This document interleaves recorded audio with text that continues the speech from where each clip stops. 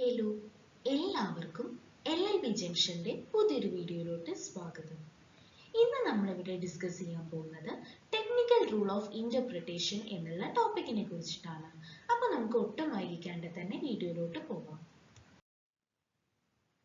നമ്മൾ interpretation of സ്റ്റാറ്റ്യൂട്ട്സിന്റെ അണ്ടറിൽ rules of interpretation എന്നുള്ള ഒരു വീഡിയോ മുന്നേ ചെയ്തിട്ടുണ്ടായിരുന്നു.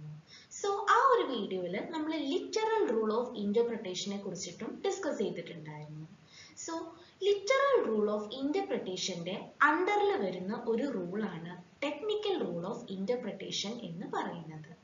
സോ ഈ ഒരു റൂൾ എന്താണ് പറയുന്നത് എന്ന് വെച്ച് കഴിഞ്ഞാൽ, ഒരു സ്റ്റാറ്റ്യൂട്ടിൽ അതല്ലെങ്കിൽ ഒരു ലോയില് ഒരു ടെക്നിക്കൽ വാക്ക് ഉപയോഗിച്ചിട്ടുണ്ടെങ്കിൽ ആ വാക്കിനെ ടെക്നിക്കൽ സെൻസിൽ വേണം ഇന്റർപ്രറ്റ് ചെയ്യാൻ എന്നുള്ളതാണ്.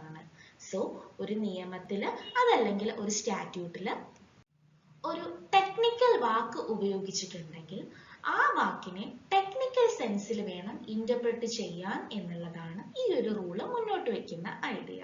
സോ ഈ ടെക്നിക്കൽ റൂൾ ഓഫ് ഇന്റർപ്രിട്ടേഷൻ ചെയ്യുന്ന സമയത്ത് അതിൻ്റെ അണ്ടറിൽ നമ്മൾ ഫോളോ ചെയ്യേണ്ടതായിട്ടുള്ള കുറച്ച് ഇമ്പോർട്ടൻറ്റ് പോയിന്റ്സ് ഉണ്ട്. അതെന്തൊക്കെയാ എന്നുള്ളത് നമുക്ക് നോക്കാം. ടെക്നിക്കൽ റൂൾ ഓഫ് ഇന്റർപ്രിട്ടേഷന്റെ അണ്ടറിൽ വരുന്ന ആദ്യത്തെ പോയിന്റ് ആണ് special meaning in trade, business etcetera എന്ന് പറയുന്നത്.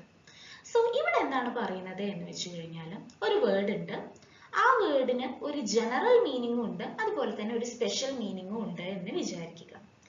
സോ ഒരു ട്രേഡ്, ബിസിനസ്, ഇൻഡസ്ട്രി ആ ഒരു ഏരിയയിലോട്ട് വരുന്ന സമയത്ത് ഒരു പർട്ടിക്കുലർ വാക്കിന് ഒരു സ്പെഷ്യൽ മീനിങ് വരുന്നുണ്ട്. ബട്ട് നമ്മൾ അല്ലാണ്ട് സാധാരണ രീതിയിൽ സംസാരിക്കുന്ന സമയത്ത് അതിനൊരു ജനറൽ മീനിങ്ങും വരുന്നുണ്ട് എന്ന് വിചാരിക്കുക. സോ ഈ ഒരു റൂളിൽ എന്താണ് പറയുന്നത് എന്ന് വെച്ച് കഴിഞ്ഞാൽ, ആ ഒരു ട്രേഡ് അല്ലെങ്കിൽ ബിസിനസ് അല്ലെങ്കിൽ ഇൻഡസ്ട്രി ഇതിനെയൊക്കെ ഗവേൺ ചെയ്യുന്ന ഒരു നിയമത്തിൽ ഇതേ വാക്ക് ഉപയോഗിച്ചിട്ടുണ്ട് എന്നുണ്ടെങ്കിൽ ആ വാക്കിന് നമ്മൾ ആ ഒരു സ്പെഷ്യൽ മീനിങ് കൊടുത്തിട്ടായിരിക്കണം ഇന്റർപ്രറ്റ് ചെയ്യേണ്ടത്. അതല്ലാണ്ട് ജനറൽ മീനിങ് അല്ല എന്നുള്ളതാണ് ഇവിടെ പറയുന്നത്. ഞാനൊരു ജനറൽ എക്സാമ്പിൾ പറയാം. റൈറ്റ് എന്നുള്ള വാക്ക് RIGHT, ഈ റൈറ്റ് എന്നുള്ള വാക്കിന്റെ ജനറൽ മീനിങ് എന്ന് പറയുമ്പോൾ എന്താണ്? വലത് ഭാഗം എന്നുള്ളതൊക്കെയാണ്. പക്ഷെ നമ്മുടെ ഇന്ത്യൻ കോൺസ്റ്റിറ്റ്യൂഷനിൽ നമ്മൾ ഒരുപാട് വട്ടം യൂസ് ചെയ്ത് കാണുന്ന ഒരു വാക്കാണ് ഈ റൈറ്റ് എന്നുള്ളത്. സോ കോൺസ്റ്റിറ്റ്യൂഷന്റെ സെൻസിൽ നമ്മൾ ഈ റൈറ്റ് എന്നുള്ള വാക്കിന്റെ അർത്ഥം എന്താണ്? അവകാശം എന്നുള്ളതാണ്. സോ ഇന്ത്യൻ കോൺസ്റ്റിറ്റ്യൂഷൻ ഇന്റർപ്രറ്റ് ചെയ്യുന്ന സമയത്ത് അവിടെ റൈറ്റ് എന്നുള്ള വാക്കിന് എപ്പോഴും അവകാശം എന്നുള്ള സെൻസിലായിരിക്കണം മനസ്സിലാക്കേണ്ടതും ഇന്റർപ്രറ്റ് ചെയ്യേണ്ടതും, അതല്ലാണ്ട് വലത് എന്നുള്ളതല്ല. ഇനി നമുക്ക് ഈ ട്രേഡും ബിസിനസ്സും ഇൻഡസ്ട്രിയുമായി റിലേറ്റ് ചെയ്തിട്ടുള്ള ഒരു എക്സാമ്പിൾ നോക്കാം. ഡിമറേജ് എന്നുള്ള ഒരു വാക്കുണ്ട്. ഈ വാക്കിന്റെ ജനറൽ മീനിങ് എന്ന് പറയുന്നത് ലേറ്റ് ആക്കുക, അതല്ലെങ്കിൽ ഡിലേ വരുത്തുക, വൈകിക്കുക എന്നുള്ളതൊക്കെയാണ്. പക്ഷെ ഒരു ഷിപ്പിംഗ് ഇൻഡസ്ട്രിയെ സംബന്ധിച്ചിടത്തോളം ഡിമറേജ് എന്നുള്ള വാക്കിന്റെ അർത്ഥം എന്താണെന്ന് വെച്ച് കഴിഞ്ഞാൽ, ഒരു കപ്പൽ അതല്ലെങ്കിൽ ഒരു ഷിപ്പ് ആവശ്യത്തിലേറെ സമയം ഒരു സ്ഥലത്ത് പിടിച്ചെടുത്ത് വെക്കുകയാണ് എന്നുണ്ടെങ്കിൽ ആ പിടിച്ചെടുത്തതിന് ബദലായിട്ട് ഷിപ്പിംഗ് ഓണർക്ക് കൊടുക്കേണ്ട ചാർജസിനെയാണ് ഡിമറേജ് എന്ന് വിളിക്കുന്നത്. സോ സപ്പോസ് ഷിപ്പിംഗ് ഇൻഡസ്ട്രിയെ റെഗുലേറ്റ് ചെയ്യുന്ന ഒരു നിയമത്തിൽ ഡിമറേജ് എന്നുള്ള ഒരു വാക്ക് ഉപയോഗിച്ചിട്ടുണ്ട് എന്നുണ്ടെങ്കിൽ നമ്മൾ അതിനെ എങ്ങനെയാണ് ഇന്റർപ്രറ്റ് ചെയ്യേണ്ടത്? ഡിലേ എന്നുള്ള സെൻസിലല്ല, നേരെ മറിച്ച് നമ്മൾ ഇന്റർപ്രറ്റ് ചെയ്യേണ്ടത് എന്ന് പറഞ്ഞു കഴിഞ്ഞാൽ charges payable to the ship owner for the detention of the ship beyond the agreed upon time. അതായത് ഓൾറെഡി ഒരു ഫിക്സഡ് ടൈം വെച്ചിട്ടുണ്ട്, അത്രയും സമയം നമ്മൾ ഷിപ്പ് പിടിച്ചെടുക്കും എന്ന് പറഞ്ഞിട്ടുണ്ടാവും. പക്ഷെ അതിൽ കൂടുതൽ സമയം ആ ഷിപ്പ് പിടിച്ചെടുക്കുകയാണ് അല്ലെങ്കിൽ എടുത്ത് വെക്കുകയാണ് എന്നുണ്ടെങ്കിൽ ആ ഷിപ്പിന്റെ യഥാർത്ഥ ഓണർക്ക് കൊടുക്കേണ്ട പൈസ അല്ലെങ്കിൽ അഡീഷണൽ ചാർജസ് അല്ലെങ്കിൽ കോമ്പൻസേഷൻ എന്നുള്ള സെൻസിലായിരിക്കണം നമ്മൾ ആ വാക്കിനെ ഇന്റർപ്രറ്റ് ചെയ്യേണ്ടത്. അടുത്ത ഇമ്പോർട്ടൻറ്റ് പോയിന്റ് ആണ് legal sense of the words എന്ന് പറയുന്നത്. അതായത് ചില വാക്കുകൾക്കോ അതല്ലെങ്കിൽ ചില വാക്യങ്ങൾക്കോ കോടതിയുടെ റിപ്പീറ്റഡ് ആയിട്ടുള്ള യൂസ് മൂലം അതല്ലെങ്കിൽ ലോ മേക്കിംഗ് ബോഡിയുടെ റിപ്പീറ്റഡ് ആയിട്ടുള്ള യൂസ് മൂലം ഒരു സ്പെസിഫിക് ലീഗൽ മീനിങ് വന്നിട്ടുണ്ടായിരിക്കും. അതായത് അതിൻ്റെ ജനറൽ മീനിങ്ങിൽ നിന്ന് വ്യത്യസ്തമായിട്ട് ഒരു legal meaning, specific legal meaning വന്നു ചേർന്നിട്ടുണ്ടാവും. സോ ഇവിടെ പറയുന്നത് എന്താണെന്ന് വെച്ച് കഴിഞ്ഞാൽ ലീഗൽ കോണ്ടെക്സ്റ്റിൽ അങ്ങനെ ഒരു വാക്ക് ഉപയോഗിക്കുന്ന സമയത്ത് ആ വാക്കിന് ആ ജനറൽ മീനിങ് അതല്ലെങ്കിൽ ഡിക്ഷണറി മീനിങ് അല്ല ഉപയോഗിക്കേണ്ടത്, അല്ലാതെ കോടതി കണ്ടെത്തിയിട്ടുള്ള അല്ലെങ്കിൽ ആ ലോ മേക്കിംഗ് ബോഡി കണ്ടെത്തിയിട്ടുള്ള ആ ഒരു ലീഗൽ മീനിങ് വെച്ചിട്ടായിരിക്കണം അതിനെ ഇന്റർപ്രറ്റ് ചെയ്യേണ്ടത് എന്നുള്ളതാണ്.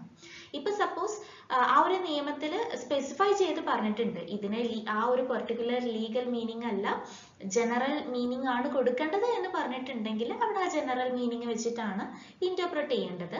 ബട്ട് അല്ലാത്ത പക്ഷം ഒരു പെർട്ടിക്കുലർ വാക്യത്തിന് ഓൾറെഡി ഒരു ലീഗൽ മീനിങ് എക്സിസ്റ്റ് ചെയ്യുന്നുണ്ട് എന്നുണ്ടെങ്കിൽ ആ വാക്കിന് ആ ഒരു അർത്ഥം കൊടുത്തുകൊണ്ടായിരിക്കണം ഇന്റർപ്രറ്റ് ചെയ്യേണ്ടത് എന്നാണ് ഇവിടെ പറയുന്നത്. അതുപോലെ ഇവിടെ പറയുന്ന മറ്റൊരു കാര്യം എന്താണെന്ന് വെച്ച് കഴിഞ്ഞാൽ ഒരു നിയമം ഇന്റർപ്രറ്റ് ചെയ്യുന്ന സമയത്ത് ഡിക്ഷണറി മീനിങ്ങിനെ നമ്മൾ ഡിപ്പെൻഡ് ചെയ്യുകയാണ് എന്നുണ്ടെങ്കിൽ, അതായത് അതിനെ കണ്ടെത്തിയിട്ടുള്ള ഓൾറെഡി എക്സിസ്റ്റ് ചെയ്യുന്ന ആ ഒരു ലീഗൽ മീനിങ്ങിനെ നമ്മൾ അവോയ്ഡ് ചെയ്തിട്ട് ഡിക്ഷണറി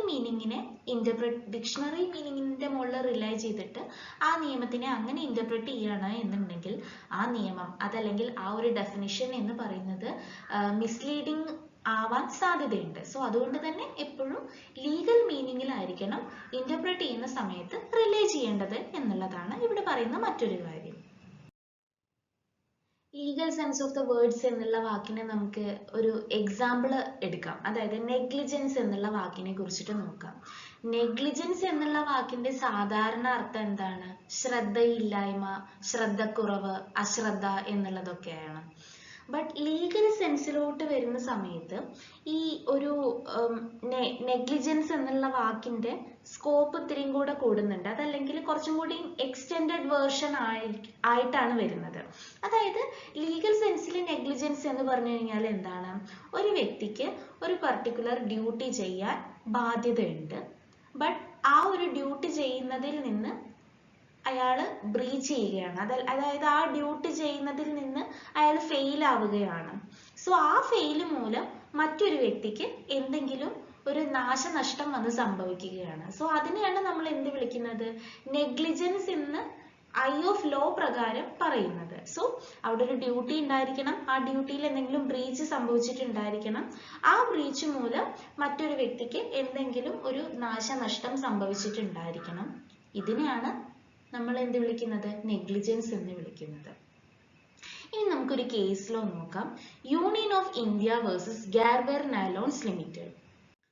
സോ ഈ ഒരു കേസ് ലോയില് സുപ്രീം കോടതി പറഞ്ഞിട്ടുള്ള ഒരു കാര്യം എന്താണെന്ന് വെച്ച് കഴിഞ്ഞാൽ